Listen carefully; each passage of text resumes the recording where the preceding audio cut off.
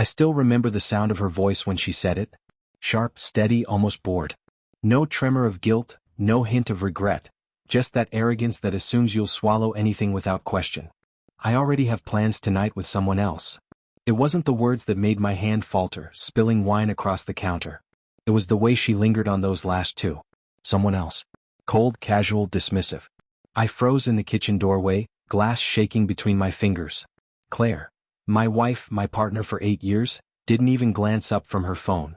A faint smirk tugged at her lips, like she had already scripted my response in her head. I didn't ask who. I didn't ask why. I just stared. And in that silence, something inside me snapped. Looking back, the signs had been there all along. The late-night messages she called work, the sudden insistence on needing space, the unfamiliar perfume lingering on her clothes, subtle but impossible to ignore. I had noticed it all, but like a fool clinging to hope, I buried my suspicions. I told myself it was stress, a phase, something temporary if I gave her room. But that moment, hearing her voice strip away the last pretense, I knew she wasn't pretending anymore. Who is he? I asked finally. My tone wasn't angry or raised. Quiet, steady, the calm before a storm. That got her attention. She looked up, eyes narrowing. Don't start this again, Daniel. Just a friend. I told you I need time to clear my head. I let out a dry, hollow laugh. And now clearing your head requires a hotel? Her fingers hovered over the screen for a split second. You're paranoid. That word. Always. That weapon people toss at you to make you doubt yourself, to feel insane for seeing what's right in front of you. I didn't argue, didn't accuse. I smiled faintly, nodded, and spoke 7 words that stopped her halfway to the door. Have fun. Don't rush back on my account. Her brow furrowed, then she left.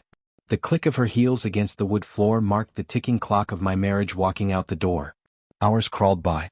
8:13 became 9:40, then 11:05. By 1:17 a.m., I stopped imagining where she was and started remembering the patterns I had ignored. The anniversary she brushed off, the girls' nights with no photos, the phone now tucked under her pillow like a shield. The truth wasn't something I had to chase anymore. She had thrown it into my lap, careless, cruel, like spare change she no longer valued. When she returned the next morning, fatigue painted over her usual polished confidence, but the smirk remained.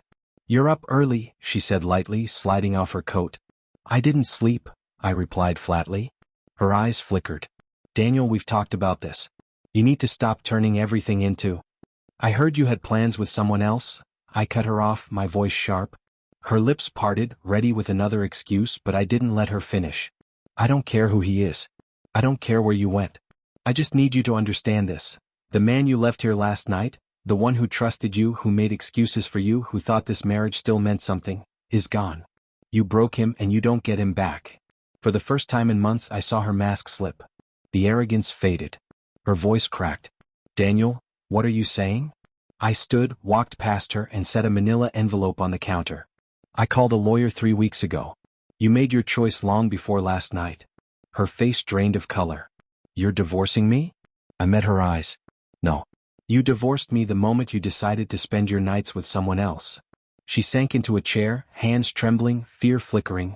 Not the fear of anger or yelling, but the fear of realizing the person you thought would always forgive you has finally walked away. Daniel, I didn't mean for it to go this far, she whispered. I almost laughed. You meant for it to go just far enough, didn't you? Far enough to test the waters. Far enough to see if he was better. Far enough to keep me here as your safety net. Her silence was all the confirmation I needed. The days that followed blurred, dividing accounts, moving into a friend's spare room, dismantling the life we had built. She texted constantly, furious, apologetic, begging. But betrayal doesn't strike in one clean blow. It seeps in slowly, draining warmth and color until only emptiness remains. A week later she showed up at my office, disheveled, eyes red, hair unkempt. Not the composed Claire I once knew. Can we talk? She asked. I leaned back, arms folded. I messed up, she admitted, voice breaking. I don't even know why. I just felt like you stopped seeing me. I let the words hang in the air. I saw you every day, Claire. I saw your unhappiness and tried to fix it. But you wanted excitement, something new, something that didn't remind you of bills and laundry and everyday life. Tears spilled freely. I thought you'd fight for me. I did, I whispered. Every day I stayed when you had already left in your heart. That was me fighting for you. But I'm done fighting someone who doesn't want to stay. She reached out. I stepped back. For the first time she looked small, not strong, not sharp, just someone who gambled and lost. "You don't have to hate me," she murmured.